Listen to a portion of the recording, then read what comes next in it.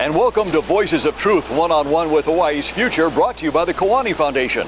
I'm Iaukea Cardwell, and here we are today on the beautiful island of Oahu. We have a wonderful guest on the show today. Let's go on over here and meet her. Sydney, aloha. Aloha. How are you? Welcome to the show, Sydney Iaukea. Did I say your name right? Yes, thank you. Wonderful. And tell us where we are today. This is beautiful here. We're at Makale Beach Park on the southeast coast of Oahu. We're here for a particular reason, right? Why is that? This is where I surf just about every morning. You surf right out here every morning. Wow, awesome, awesome. Well, I know you're probably a very accomplished surfer, yeah? It's just something I do just to reconnect. Wonderful, wonderful. Well, besides being a surfer, you're involved in a whole lot of other things, aren't you? Yes. As a matter of fact, you're an author. You just wrote a book, and that's why we wanted to have you on the show today. The title of my book is The Queen and I. The Queen and I. A story of dispossessions and reconnections in Hawaii. The story of dispossessions and reconnections in Hawaii. Wow, that sounds really interesting. So how did you come to write this book, Sydney? It's my dissertation that I completed in political science in 2008. Really? And I turned it into a book. But the material I found in my dissertation, I found at the Hawaii State Archives. Wow. By researching my last name. Wow. Okay, so tell us about that. What is the message of the book? Ooh, there's multiple messages. Okay, what are they? First, I guess I needed to know more about my genealogy. Yes. And so I looked up Iaukea at the archives and the Bureau of Conveyances. And I found manuscripts written by my great-great-grandfather 100 years ago. Wow. That hasn't been reviewed. Wow. And so in those records I discovered more about our history as Hawaiians because he was the Queen's advisor, one of the first trustees to her estate. Wow, amazing. So he actually was an advisor to Queen Liliuokalani. He had over 40 political positions in during the Hawaiian Kingdom and the territory of Hawaii. No kidding. So before the overthrow and then after the overthrow. How fascinating. And then he was also, so he worked as the international foreign diplomat. And so after the overthrow, he continued as the Crown Lands commissioner and all of that as well. Wow. And that's so amazing. That relationship and his relationship with the Queen is what he wrote about. So had you known that about him before you started your research? No. Wow. I only knew that he did something in government. I didn't know what. What caused you to want to begin this research and do this? I think a feeling slightly disconnect from my own genealogy and just wondering about it. And then by reading the information that he wrote down, I learned not only more about myself and my family, but about our history. So he wrote about a few court cases that the Queen faced right before her death. Wow. That had to do with private property and trying to take away her land. Wow. This must have been quite a shock or surprise to find out about him, yeah? It was. Wow. It was, but it was also interesting because it let me see how active they were in the territory as active political agents. Interesting. So what I saw with the Queen was a couple of, well, the one court case where Prince Kuhio tried to break her trust for 2 pieces of her private property. And so that emotional trial that occurred. Yes. Like first of all, it's mind-blowing that we don't know about it as part of our history. Yeah. And then when you read the pages of it, just the emotions that they had to go through. The strong emotions that occurred back then, the strong emotions. Yeah. And they're negotiating that in American courts. Wow, what year was this? 1915. 1915? Right before her death. So we're talking like 100 years ago. Yes. Wow. So it made me reflect on Hawaiians as knowing agents back then and today, but we're still sort of under this, well, we're under U.S. occupation, so how do we negotiate that? So a foot in both worlds, kind of, yeah? A foot in both worlds, and also what does that do to our relationship to Aina and Kai? Yeah. What does that do to your relationship as Hawaiians to the land? Yes. And to the ocean. To the ocean and to each other. Right. Within our own families. Right, because what happens to the land happens to the people and vice versa. You disconnect those two, and all of a sudden Hawaiians are kind of lost, yeah? Right. Yeah. And what happened to the Queen still affects us today. Tell us more about that. Because she's the representative of the cosmology.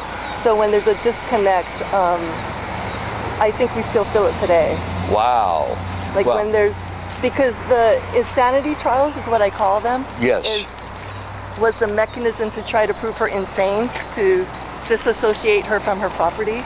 But if you prove the sovereign insane, then what does that mean about the entire epistemology? Wow. So it's a way to sort of disconnect and replace people into American reality. To the American box. Right. Yeah. Right. This is amazing. I mean, this is really something, because here you are, you were writing your dissertation, you felt this urge because you're curious, you start digging and you discover all this stuff. Right. Well, I like to think that the stuff discovered me. Ah, very good. I like that. You know, because I didn't know why I was doing a PhD. Yes. I'm the first one to really complete graduate school as a master's anyway, undergraduate as well, and so it wasn't clear to me until I found the papers, and then it was like, okay, I'm here to research my political ancestor. Then you knew why you were there. Right.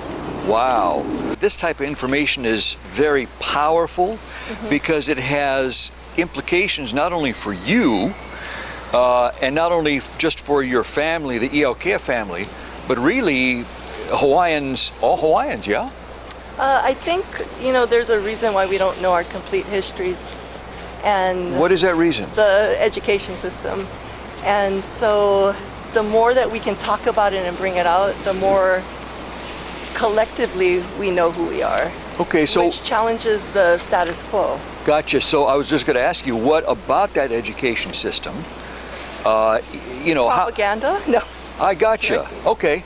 So in other words, what you're saying is that after the overthrow, they pretty much covered up the real history of Hawaii. They boxed it up, put it in basements, and hoped nobody would discover it, and those that died off and the new generations that came along would forget it, yeah?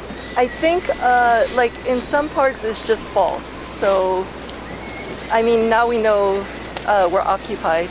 Yeah. Things like that were just blatant lies. But I think in other aspects, like some of these documents, I think it might have been, and I don't know, this is just my assumption, uncomfortable for us to talk about our history as well. And so that was also sort of silenced, which really does us a disservice.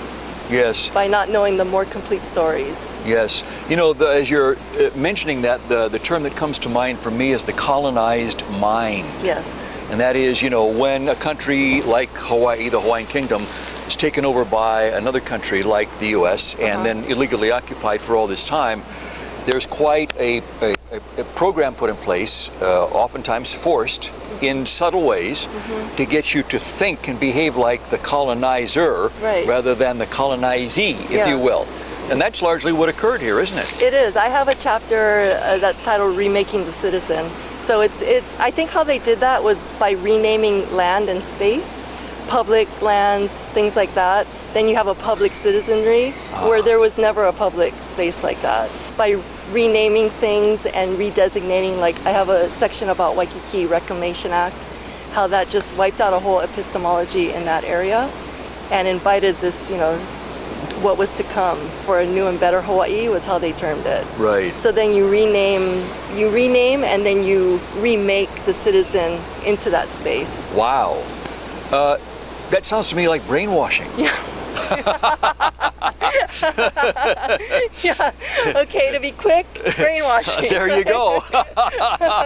Or even just Hawaiian, you know, like Hawaiian, the Hawaiian Homes Commission Act, and designating who Hawaiian is, what part, blood quantum, making that part of citizenry. Yeah, but who was doing that? Was it Hawaiians? No, it was the U.S. Right. Telling people who were Hawaiian and who were not Hawaiian. Right. How ridiculous. I think the two went hand in hand, land and citizenry. Yes. Obviously, because that was the American concept anyway. But it's hard when it happens here because Hawaiians had a whole history, a vibrant history, a genealogy, international relations, you know, like thinking subjects. Of the Hawaiian Kingdom. Of the Hawaiian Kingdom, and versed in everything. So, I don't know, I think it's an uncomfortable sort of squishing Yes. If that makes sense. Well, yeah, you said it just right. Squishing, to squish them into that little box, Right. calling you're going to conform now and become, we're going to call you Americans, and you're going to forget your history. Right. And you're going to act this way, which is totally foreign to all of you. Back in the old days in Hawaii, people were defined by their relationship to the Aina, to the land. Yes. And that was primary. So when you change Right. that and then start to call it false names or put in different concepts, Right. all of a sudden it's like you're a fish out of water. A fish out of water, and I think, well, for me personally, that's why I surf, is to reconnect myself, and then to try and recognize the ho'ailona when I see them. And the what? The ho'ailona, or the signs of, I wrote in the book that when I was finishing the book, I would see a turtle out here every morning, and I just knew things were okay. That was a sign from the cosmos, the ancient cosmos, telling you, baby, you're on track. Yeah, keep doing it, because Yeah. writing a book is not easy. Yeah. Yeah. What's been the reaction from readers when they've read the book? I think it's been mostly positive. It's been taught in a few classes this semester. At University of Hawaii? At UH. Wow. And I've been giving talks on this island, multiple talks, and it's been pretty positive, I think. So people have been receiving the message of the book pretty well, huh? And I think also the struggle of it. So the subtitle is a story of dispossessions and reconnections. Yes. Like a dispossession and a reconnection, and how it constantly occurs within one story. Yes. And I think people can relate to that. Wow.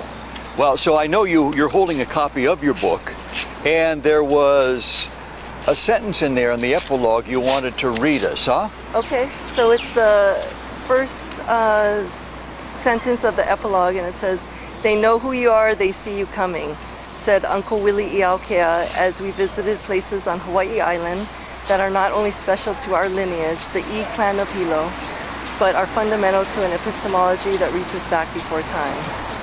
Wow. They know who you are.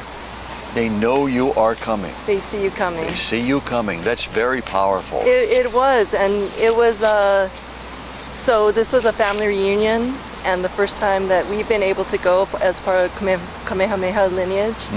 And we met uncle on Hawaii Island, and he took us around, and he took us to a space sort of on the southern tip, and I walked up to a petroglyph that was sitting, or it was laying right next to me.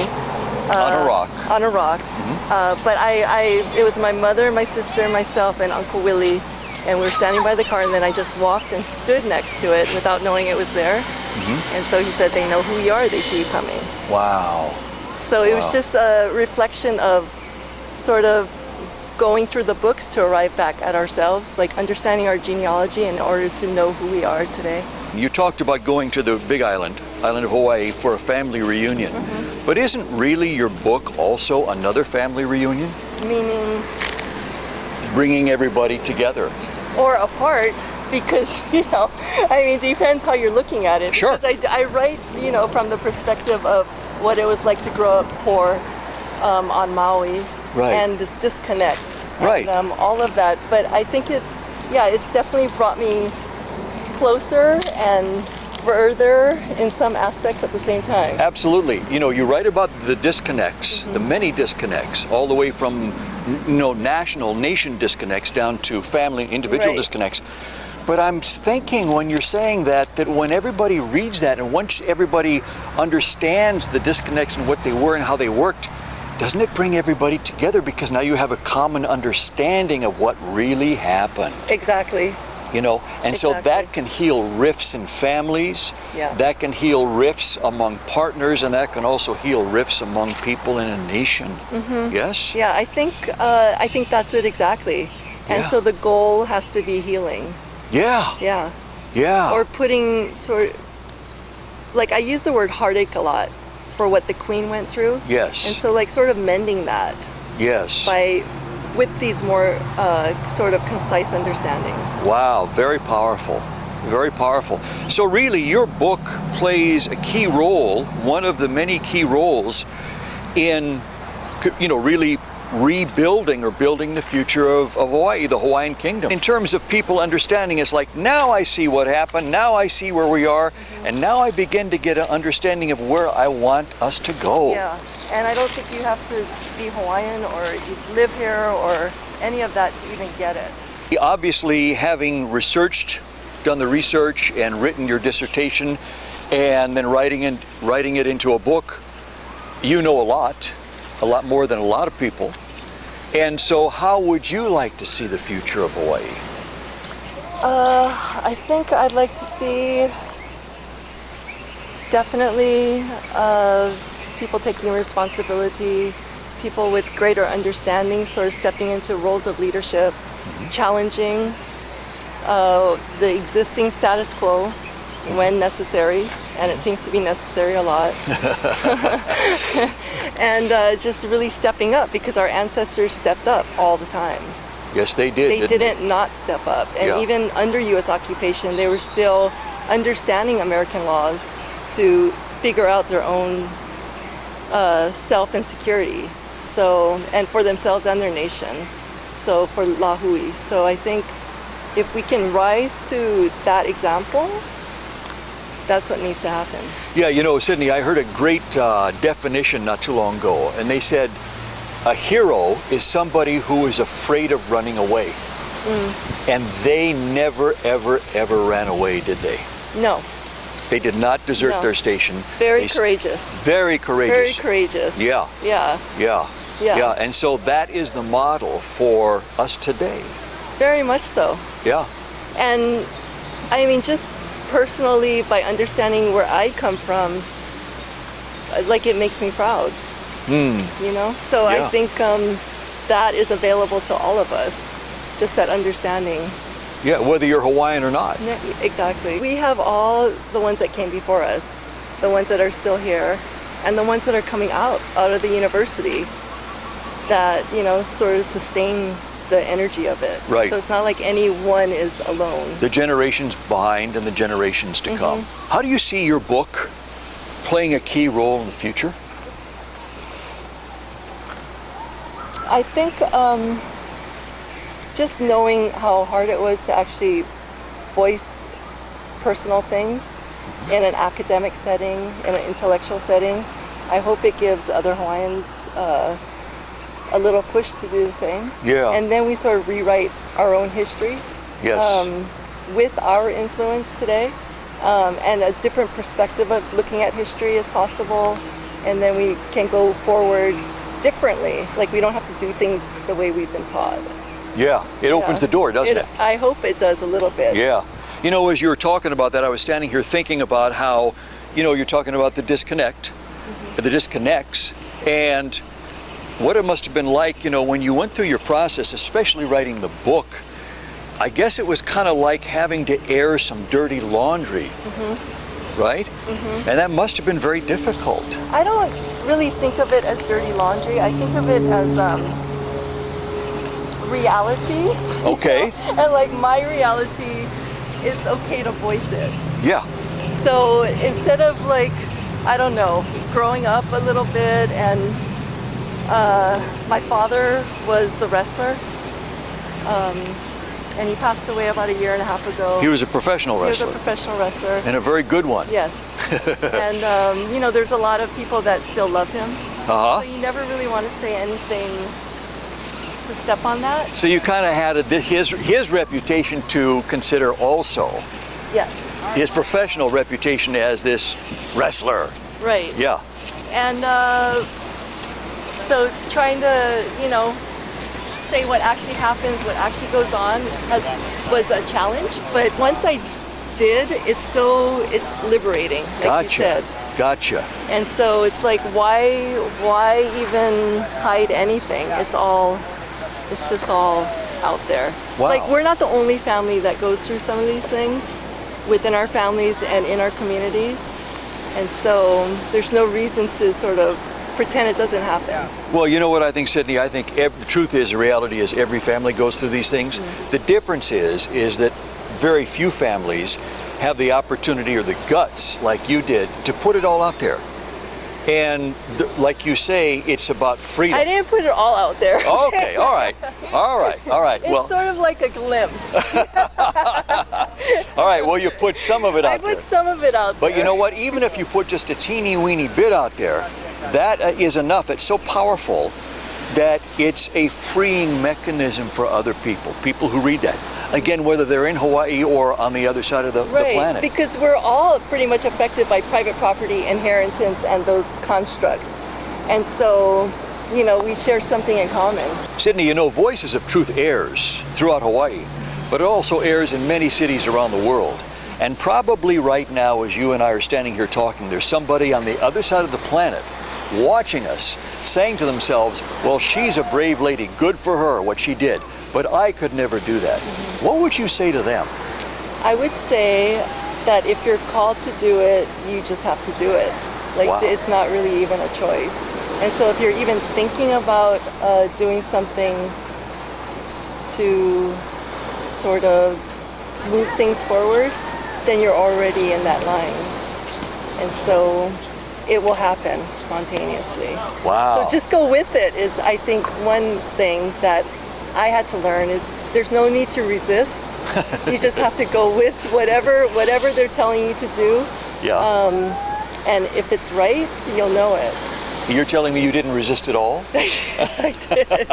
I did. Why me? Why you? Exactly, yeah, right. exactly. Right. But finally went, okay, I get it, right? Because things have been set up so it happens. And so all you have to do is lend yourself to that happening. Say more about that. Things have been set up so it happens. I love that. So things are not to be, like, it's not predetermined. Takes hard work and all of that, obviously.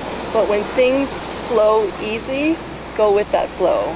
And so for me, this has been part of that process, is things have opened up. The archives have opened up. Grants have opened up to write the book. You know, all these things have opened up. So for me, it's been a lesson in just going with that flow, not trying to stop it. So when you recognize that you're doing something helpful or important to you and things open up, that's what you're supposed to be doing. Sydney, are you hopeful for the future of Hawaii? I am. I'm cautiously optimistic. Good. Having worked in the system for a couple of years now. But I'm inspired by everyone. Wow. Yeah, by a lot of people. Wow. That are active. Do you plan to write more books? I'm starting to research another book on North Beach on Maui. The North Beach on Maui, and the history of that place. A little bit of the history. Wow, there we go again with real estate. Right. Right. That's great. Well, you know, this is a great place to leave it. Sydney, mahalo for being on Voices of Truth. Please don't stop what you're doing. Please keep it up. Your book is awesome. And congratulations to you for writing your dissertation, writing the book, and having it being accepted so widely and actually being used in classes, being part of the curriculum at University of Hawaii. That's an awesome feat right there. Thank you. That's an awesome feat. Thank you You're very welcome. much. Thanks for being on the show. It's been wonderful to have you on the show. You. And mahalo to our viewers for being here with me in Sydney today at this beautiful beach. Remember, you can watch us on the web 24/7 on voicesoftruth.tv.com. I'm Iaukea Kahu Cardwell for the Kiwani Foundation. And until next time, ahui ho!